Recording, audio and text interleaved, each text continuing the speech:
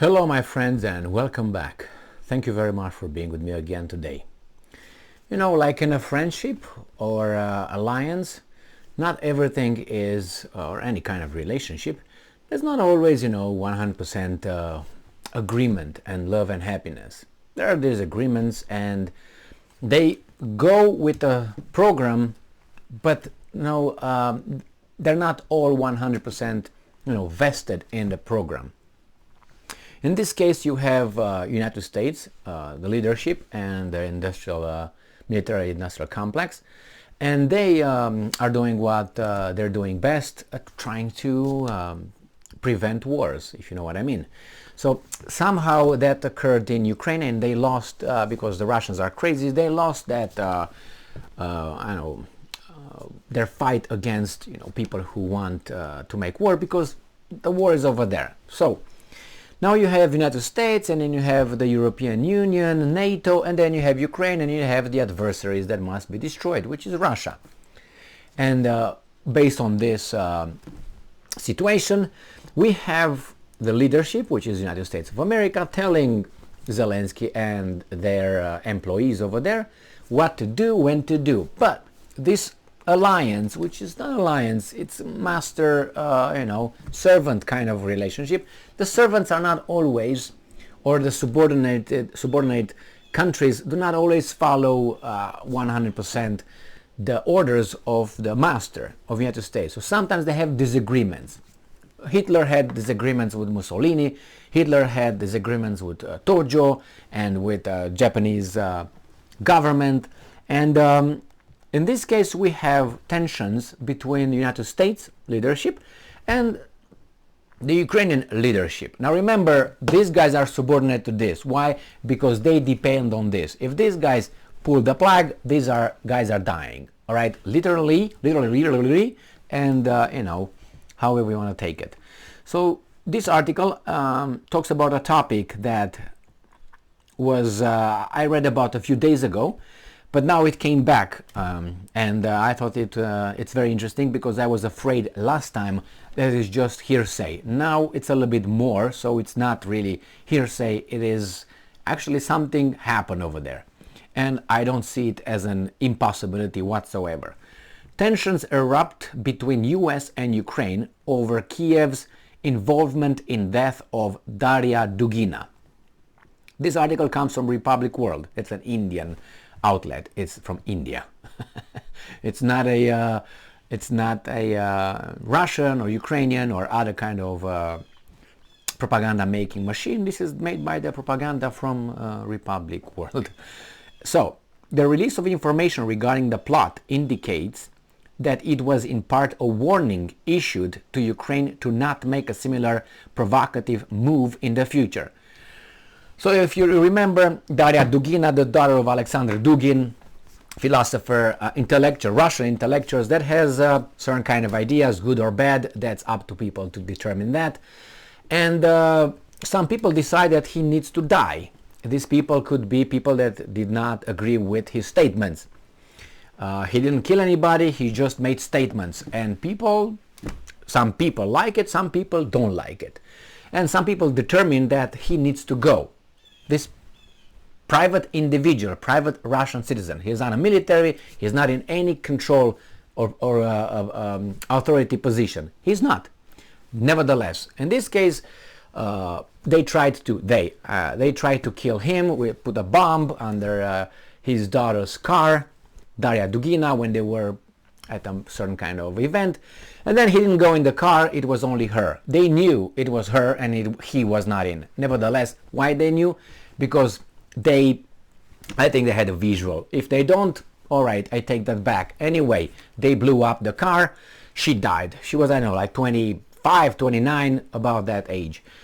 She was a media person, and she also had a few things that other people did not like, but that doesn't mean that she has to be killed and someone determines that she has to die because you don't like what she said. The same, you are a criminal, you're a terrorist if you do that. That assassination was an act of terrorism whatsoever. That means don't talk like that, this is what you get. You scare the population in order to change people's and countries' views. not only views determine its direction, that's an act of terrorism.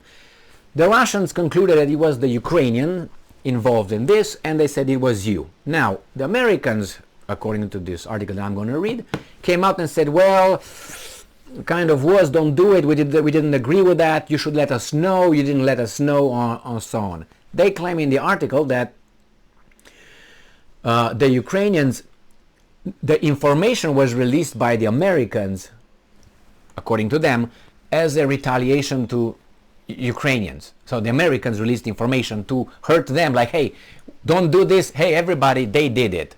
So that means like shaming them. I don't think they are going to be shamed, because doing something like this, you have a criminal mind already. So shame for a criminal like this, I don't think plays any role in changing that person's attitude and behavior.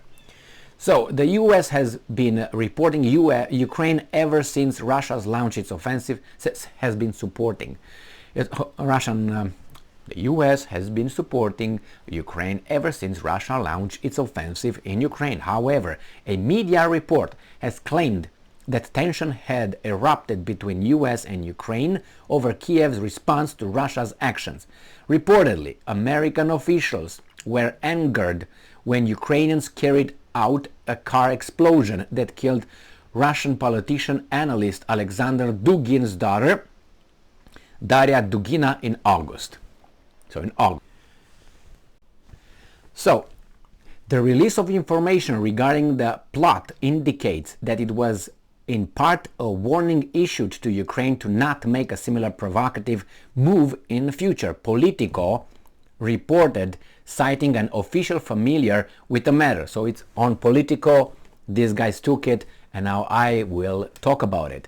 So if they have a problem, they have a problem with Politico. Earlier, it was reported that the US intelligence community believes that her car explosion, which resulted in Darya Dugina's death, was permitted by elements within the Ukrainian government. CNN reported, citing sources briefed on the intelligence. The sources claimed that the US did not have knowledge regarding the plan beforehand. It is not known whether US intelligence thinks that Ukrainian President Volodymyr Zelensky was aware of the plan or had approved it. Notably, Russia has blamed Ukraine for the car bombing that killed Darya Dugina. However, Ukraine has denied any involvement in the death of Darya Dugina. Now, as per Politico report, Russia's shelling of civilian targets has strengthened the alliance between Okay, that's not very important what's going on here. So they tell us how much they helped Ukraine and keep helping it. The problem is this. I was not at that level or even close to in a government or anything like that. So involved with anything. But according to my, general knowledge and logic and common sense, when the, let's say the Ukrainian, who would be in control of this, let's say security services in Ukraine, are aware of something like this and give a green light to whomever is going to do this, those security services, they would know that if such an action will be taken, assassination, terrorist attack on a person that has nothing to do with the war, if you just look at it, just making statements, free speech, you don't like the statements, you don't deserve really to die, you know what I mean? Is that what you deserve to happen to you? No. So these security services would have been aware of the consequences, not only coming from the United States, who shares information with you and supports you all the way and tells you what to do here and there, but also with the Russian part, right? If you push the buttons like that, because that means Russia could do the same thing with people that they don't like talking. That means everybody is fair game. You got the whole thing higher than you planned to kill that person, planned it. So I'm pretty sure that the security services, the leadership, the chief of those security services, in order to give a green light, he had to speak with someone else, because that had political implications, not only military. Yeah, we're going to do this, because this became a scandal because of that. So I'm pretty sure the whole thing was known the whole way. I don't think it was just stopped at, I don't know, major level or a lieutenant level. I don't think so. So if they knew about it, I'm pretty sure it went up to the top and say, hey, this is what these guys are planning, or we're planning, or we're supporting. What should we do? What do you think? And I'm going to say, yeah, go ahead. What's going to happen? Probably that's... I have no evidence, but just think about it. Do you think that, let's say, blowing up in a well-known, I don't know, American, I don't know, philosopher or person who, you know, is well-known, do you think, and that will create a big problem, is not spoken, blah, blah, blah, blah, along the line, up the decision-making, you know, departments and officials? Giving the circumstances, I don't think that was discussed. But as I said, that's just me, you know, trying to use common sense, logic, and information, and you know that anyone can have. I mean, if you think it, I mean, it's possible, but I would say about 98% that those guys knew, which is Zelensky, Zmihal, one of the guys that are really at the top. Maybe not have to be bothered. Zelensky with his public relation appearances, because he's too busy with doing that and posing and doing all kind of stuff. Look at his pictures, they are so funny. Not. Thank you very much for being with me again today. But some others below, like Zmihal or you know, people who really can do something over there, they knew, I think, 98%. Stay strong, stay smart, look for the truth, and be just.